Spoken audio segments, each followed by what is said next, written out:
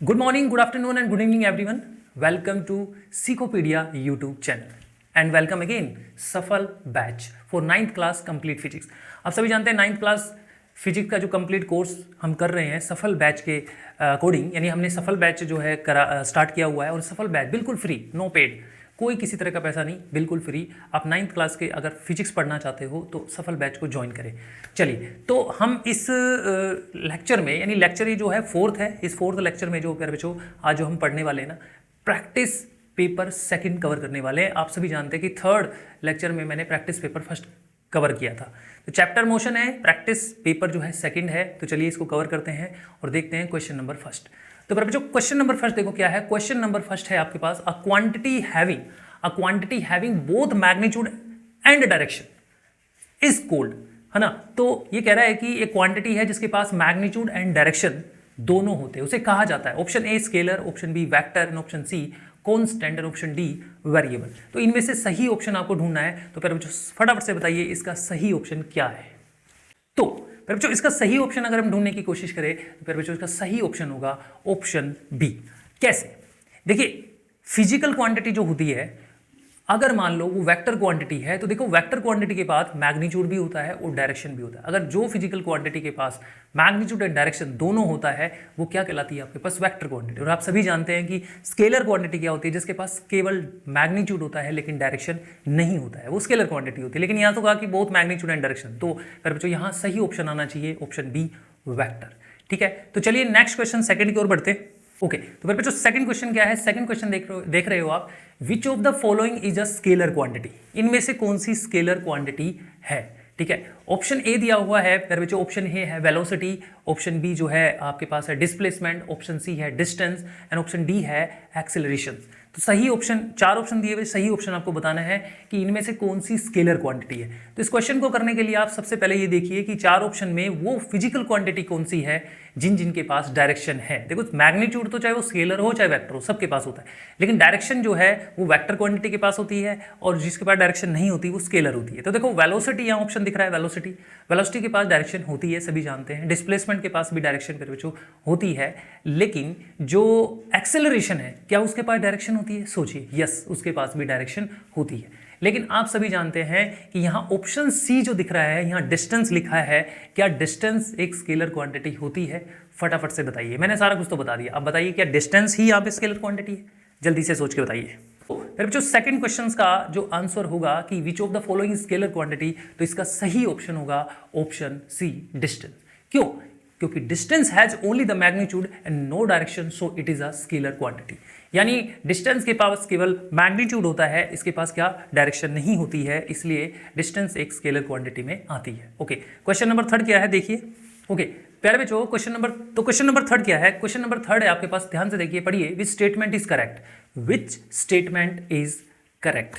ठीक है, इनमें से कौन सी स्टेटमेंट करेक्ट है ये आपको बतानी है। ऑप्शन ए देखिए, ऑप्शन ए आपको दिख रहा है। ऑप्शन ए प्यारे बच्चों क्या है? ऑप्शन ए देखो, scalar have direction. Option A कह रहा है स्केलर हैव डायरेक्शन, यानी स्केलर के पास जो है डायरेक्शन होती है। ठीक है, ऑप्शन बी क्या है प्यारे बच्चों? ऑप्शन बी जैसा कि देख रहे हो, स्केलर हैव ओनली मैग्नीट्यूड, यानी स्केलर के पास सिर्फ मैग्नीट्यूड होता है। और ऑप्शन सी देख रहे हो आप, ऑप्शन सी का मतलब है scalar have both magnitude and direction. ठीक है, और यहां पर देख रहे हो ऑप्शन डी में, यहां पे ऑप्शन डी देखिए बच्चों, इसमें कह रहा है scalar have no magnitude, scalar have no magnitude. सही ऑप्शन आपको यहां पर बताना है बच्चों कि सही ऑप्शन क्या है। जल्दी से बताइए कि सही ऑप्शन क्या होगा इस थर्ड क्वेश्चन का।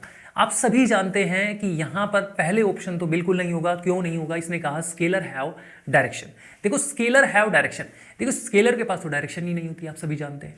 ऑप्शन बी में चलते हैं, स्केलर्स हैव ओनली मैग्नीट्यूड। ये बात सही है, बिल्कुल करेक्ट। ये ऑप्शन जो बी है बिल्कुल करेक्ट है, क्योंकि स्केलर के पास केवल मैग्नीट्यूड होता है, बाकी सी और डी तो बिल्कुल नहीं हो सकता है, आप सभी जानते हैं। तो बी ऑप्शन इज करेक्ट, क्योंकि scalar have only magnitude.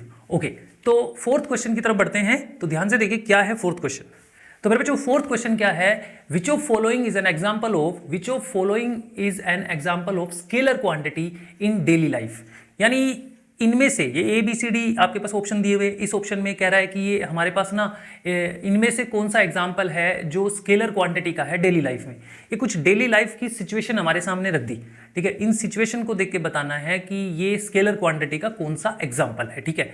Option A को ध्यान से अगर देख पा रहे हैं तो देखिए क्या लिखा है, car moving north at 60 kilometre per hour. एक कार नॉर्थ की तरफ 60 किलोमीटर पर आवर की स्पीड से दौड़ रही है, ठीक है। अब आप ध्यान से देखिए, ऑप्शन ए आपको पता लग गया, यानी ये कार जो है नॉर्थ की तरफ 60 किलोमीटर पर आवर की स्पीड से चल रही है। ऑप्शन बी देखिए, ऑप्शन बी में क्या कह रहा है, ऑप्शन बी में कह रहा है कि विंड ब्लोइंग ईस्ट, यानी जो हवा है, हवा जो है वो ईस्ट की तरफ जो है क्या बह रही है, ठीक है, ब्लो कर रही है, ब्लोइंग कर रही है, ठीक है। ऑप्शन सी देखिए क्या है, ऑप्शन सी कह रहा है टेम्परेचर ऑफ अ रूम, यानी एक रूम का टेम्परेचर है, ठीक है, ये ऑप्शन सी हो गया। ऑप्शन डी क्या है, ऑप्शन डी है force applied on a box, यानी एक बॉक्स पर फोर्स अप्लाइड किया गया। तो देखिए ये डेली लाइफ एग्जांपल हमने दे दिए, तो इसमें से स्केलर क्वांटिटी का एग्जाम्पल कौन सा होगा ये हमें ढूंढना है। फिर बच्चों देखो ध्यान से, फर्स्ट अगर मैं ए की बात करूं, यहाँ ए को ध्यान से देखो, एक car moving north at 60 kilometre per hour, यानी एक कार जो है 60 किलोमीटर पर आवर की स्पीड से मूव कर रही है, ठीक है। अब देखो 60 किलोमीटर, 60 इज द मैग्नीट्यूड, और देखो नॉर्थ की तरफ मूव कर रही है तो डायरेक्शन, इसका मतलब क्या ये स्केलर क्वांटिटी है? नो, ये डायरेक्शन दे रहा है तो ये एक वेक्टर क्वांटिटी हुआ। यस, ऑप्शन बी की तरफ देखते हैं, यहाँ कह रहा है विंड ब्लोइंग ईस्ट, यानी ईस्ट की तरफ जो है हवा बह रही है, तो देखो हवा जो बह रही है वो ईस्ट की तरफ, तो डायरेक्शन दे रही है, ये डायरेक्शन दे रही है, तो ऑप्शन बी आपके पास भी वेक्टर क्वांटिटी हम लेके चल सकते हैं। चलो सीधा हम डायरेक्ट ऑप्शन डी में जाते हैं। ऑप्शन डी को ध्यान से देखो क्या कह रहा है, फोर्स अप्लाइड होना बॉडी, एक बॉक्स पर आपने फोर्स अप्लाई किया, तो ऑब्वियसली किसी भी चीज़ पे आप फोर्स अप्लाई करेंगे तो एक डायरेक्शन में ही अप्लाई करेंगे, तो ऑप्शन डी भी आपके पास वेक्टर है। लेकिन ध्यान से देखिए, एक रूम का टेम्परेचर, क्या किसी रूम के अंदर जो टेम्परेचर होता है या किसी रूम का जो टेम्परेचर होता है क्या वो डायरेक्शन को डिस्क्राइब करता है? नो, रूम का जो टेम्परेचर यानी टेम्परेचर कोई भी वेक्टर क्वांटिटी नहीं है, क्योंकि इसके बाद डायरेक्शन नहीं है। तो ऑप्शन सी इज करेक्ट, यानी ऑप्शन सी सही होगा कि टेम्परेचर जो है वो एक क्या है, एक स्केलर क्वांटिटी। तो इस फोर्थ क्वेश्चन का सही ऑप्शन होगा ऑप्शन सी। तो चलिए आगे बढ़ते हैं नेक्स्ट क्वेश्चन की तरफ, क्वेश्चन नंबर 5। तो क्वेश्चन नंबर 5 है टाइम इज अ, टाइम एक है, ठीक है, टाइम क्या है, time is a, option A vector quantity, option B scalar quantity, या ऑप्शन सी बोथ, और ऑप्शन डी नन, यानी इनमें से कोई भी ऑप्शन नहीं है। देखो टाइम इज, टाइम हमें पता है, टाइम जैसे हम कोई भी टाइम लेते हैं तो उसका मैग्नीट्यूड तो होता है, लेकिन क्या टाइम के पास डायरेक्शन होती है? नो, टाइम के पास कोई डायरेक्शन नहीं होती। तो आप ये कह सकते हैं कि वेक्टर क्वांटिटी है, ऑप्शन बी स्केलर क्वांटिटी है, बोथ है या नन, इनमें से सही ऑप्शन आपको ढूंढना है। तो आप बताइए इसका सही ऑप्शन क्या होगा कि टाइम इज अ, सही ऑप्शन आप फाइंड आउट करके बताइए फटाफट से। तो प्यारे बच्चों, इस क्वेश्चन नंबर 5 का सही ऑप्शन होगा, ऑप्शन सही होगा प्यारे बच्चों B, scalar quantity. Time is a scalar quantity. Why? वो इसलिए क्योंकि time has only magnitude, time के पास सिर्फ क्या होता है, मैग्नीट्यूड होता है, इसलिए टाइम क्या हुआ, एक स्केलर क्वांटिटी। आई होप आपको समझ में आया होगा। तो क्वेश्चन नंबर 6 देखिए, क्वेश्चन नंबर 6 क्या है, which of following is not a scalar quantity, इनमें से कौन सी स्केलर क्वांटिटी नहीं है।